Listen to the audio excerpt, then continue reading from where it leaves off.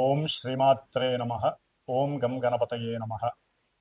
ఓం జయంతి మంగళా కాళీ భద్రకాళీ కపాలిని దుర్గా క్షమా శివా ధాత్రి స్వాహా స్వధా నమోస్తుతే.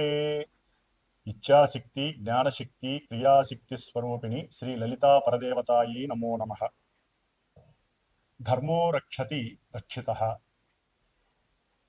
ఈ యొక్క మన భారతదేశంలో సనాతన ధర్మాన్ని ఆచరిస్తూ మన యొక్క ఆచార ధర్మాలని కాపాడేటటువంటి ప్రేక్షక భక్తులందరూ కూడా ధర్మాన్ని కాపాడండి, మన యొక్క సనాతన ధర్మ ఆచారాలని సాంప్రదాయాలని కాపాడితే మన దేశం ఇంకా సుభిక్షంగా అన్ని దేశాలకి కొంచెం డిఫరెంట్గా ఉండేటటువంటి పరిస్థితి మనందరి చేతుల్లో ఉంది. అట్లాగే ముఖ్యంగా శ్రీ విశ్వావసు నామ సంవత్సరంలో మేషరాశి పర్యంతం మీనరాశి వరకు మరి కొన్ని గ్రహాలు మనకి మార్చి 30వ తేదీ నుండి వాటి యొక్క గమనాన్ని మార్చుకొని ఒక రాశిలోంచి ఇంకో రాశిలోకి మారినాయి. కాబట్టి మరి ఆ యొక్క రాశులు మరియు గ్రహాలు నక్షత్రాల ప్రభావంతో మన యొక్క జీవితాలు మనకి కలిగేటటువంటి శుభ అశుభ పరిణామాలన్నీ కూడా మనకి వర్తిస్తాయి. కాబట్టి మరి ఈ మేషరాశి నుంచి మిగతా మీనరాశి వరకు ఏ విధంగా ఉంటాయి, గ్రహాలు ఎక్కడెక్కడ ఉన్నాయి అనేటటువంటి విషయంలోకి వస్తే కనుక మనకి ఈ విశ్వావసునామ సంవత్సరంలో మేషరాశిలోకి ముఖ్యంగా మనం చెప్పుకునేటటువంటి మాస ఫలితాలలో ఏప్రిల్ 14వ తేదీ నుండి మే 14వ తేదీ ఈ నెల రోజులు సూర్యుడు మేషరాశిలోకి ప్రవేశించి 3 నక్షత్రాలు కేతు నక్షత్రం అయినటువంటి అశ్విని భరణి కృత్తిక ఈ 3 నక్షత్రాల్లో తన యొక్క సంచారాన్ని గడుపుతూ మిగతా గ్రహాలు ముఖ్యంగా మేషరాశి నుంచి వృషభంలో ఉన్నటువంటి గురుడు చతుర్థంలోకి మొన్ననే నీచ స్థితిలోకి కుజగ్రహ సంచారం ప్రవేశించి తన యొక్క ప్రభావాలు ఏ విధంగా ఉంటాయి, కన్యారాశిలో ఉన్నటువంటి కేతువు, అట్లాగే మీనరాశిలో జలరాశిలో ఉన్నటువంటి 4 గ్రహాలు బుధుడు శుక్రుడు అట్లాగే శని రాహువులు. వీరిలో బుధుడు 7వ తారీఖు అంటే ఈ నెల ఏప్రిల్ 7వ తేదీన వక్రగతి నుండి రుజుమార్గంలోకి ప్రవేశించి తన యొక్క సంచారాన్ని నడుపుతూ ఉంటాడు.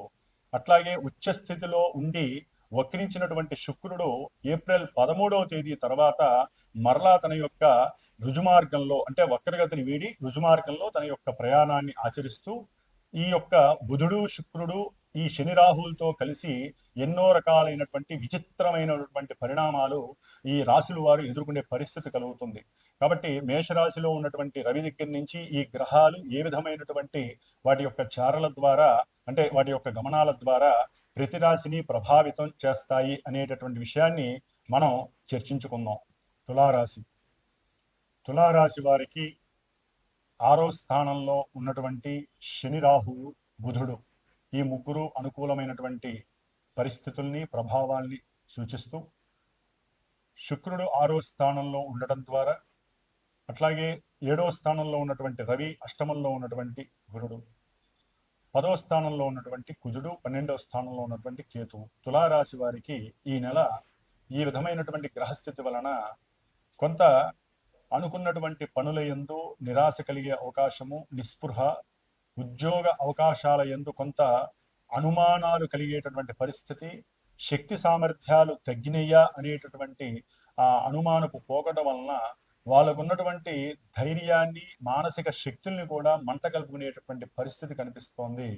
తులారాశి వారికి మరి ధనకారకుడైనటువంటి గురుడు అష్టమంలో ఉండటం ద్వారా వీరు ధైర్యంగా ఏదైనా సరే గృహ సంబంధిత విషయాలు, కుటుంబంలో సరైనటువంటి జ్ఞానం లేకపోవడం ద్వారా ఏదైనా అమ్మినా చేసినా అవి తక్కువకి అమ్మటం ద్వారా ధన నష్టం కలిగే అవకాశం ఉంటుంది గృహ సంబంధిత విషయాలలో. లేదా అన్నదమ్ములు సరైనటువంటి వీరి మధ్య సఖ్యత లేక, ఆలోచనలు సరిగ్గా లేక, తల్లి యొక్క అనుకూలత సరిగ్గా లేక కూడా వీరు తన యొక్క భార్యతో కూడా సరైనటువంటి సంప్రదింపులు జరపలేక ఆర్థికంగా నష్టపోయే అవకాశాలు ఉన్నాయి. కాబట్టి కొంత ఆచితూచి ప్రవర్తించండి. ముఖ్యంగా 6లో ఉన్నటువంటి శుక్రుడు శని రాహువులతో కలిసి ఉండటం వలన, బుధుడితో కలిసి ఉండటం ద్వారా కొత్తగా పరిచయమైనటువంటి వ్యక్తులతో కానీ, లేదా బంధుమిత్రులతో బంధువులతో కూడినటువంటి కొంతమంది మధ్య కొంత విద్వేషాలు చెలరేగి ఎడబాటు కలిగే అవకాశం ఉంటుంది. అట్లాగే వీరు చేసేటటువంటి దూర ప్రయాణాలు కొంత అలసటని, బుద్ధి ప్రకోపాన్ని కలుగజేసే అవకాశం ఉంటుంది. బుద్ధి చైతన్యం వీరు గనక బద్ధకాన్ని వదలకపోతే, అట్లాగే తమకున్నటువంటి తెలివితేటలు వీరు తెలుసుకోగలిగితేనే వృద్ధి కలగటానికి అవకాశం ఉంటుంది. అంటే ఏదైనా ఒక ఇంటర్వ్యూ కానీ, లేదైనా ఒక ఉద్యోగ సంబంధిత విషయంలో కానీ వీరికి అవకాశం వచ్చినప్పుడు వీరు తమకున్నటువంటి శక్తిని తగ్గించుకోకుండా, తమలో చాలా శక్తి ఉంది, నాలో చైతన్యం చాలా ఉంది, నాకు ఈ ఇంటర్వ్యూకి సంబంధించినటువంటి ధైర్యము, సాహసము ఉన్నాయి, అనుకూలమైనటువంటి బుద్ధి చైతన్యం ఉంది, అమ్మవారు నాలో ఉంది, శ్రీమన్నారాయణ మూర్తి నన్ను కాపాడుతాడు, ఇట్లా దైవాన్ని మీలో మీరు నింపుకోవడం ద్వారా ఆ ఉద్యోగంలో కంపల్సరీ మీకు సాధింపు అనేటటువంటిది కలిగిస్తుంది. అంటే సాధించేటటువంటి పరిస్థితులు ఎదురవుతాయి. చక్కటి ఉద్యోగం మీకు లభిస్తుంది. ఉన్నతమైనటువంటి కీర్తి ప్రతిష్టలు కలుగుతాయి. శత్రువులు, రోగాలు అన్నీ కూడా తొలగిపోవటానికి మీ యొక్క స్వయం కృషి, మీ యొక్క కష్టము మాత్రమే మీకు అనుకూలంగా ఉండాలి. ముఖ్యంగా బద్ధకాన్ని విడనాడాలి. ఎక్కువసేపు పడుకోవటం అనేది చాలా దురదృష్టదాయకంగా భావించండి.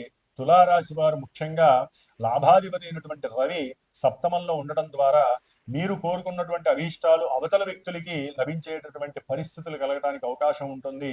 కాబట్టి ఆత్మన్యూనతా భావాన్ని తీసేయండి. నేను ఏదైనా చేయగలను, నేను ఈ ఉద్యోగంలో సాధిస్తాను, నేను ఈ ఉద్యోగానికి అటెండ్ అయి అనుకూలమైన అవతల వ్యక్తిని నేను వశపరుచుకుంటాను అనేటటువంటి ఆత్మ నిగ్రహ శక్తిని, సోల్ ఎనర్జీని మీకు మీరు క్రియేట్ చేసుకోండి. అప్పుడు మాత్రమే తులారాశి వారికి శని, రాహు, బుధ, ముఖ్యంగా శని రాహువులు యోగిస్తారు అనేటటువంటి మన మాట ఫలిస్తుంది. కాబట్టి ఏదేమైనా మీరు ముఖ్యంగా కుజగ్రహ ప్రభావము, కేతుగ్రహ ప్రభావం బాలేదు కాబట్టి గణపతి ఆరాధన చేయండి.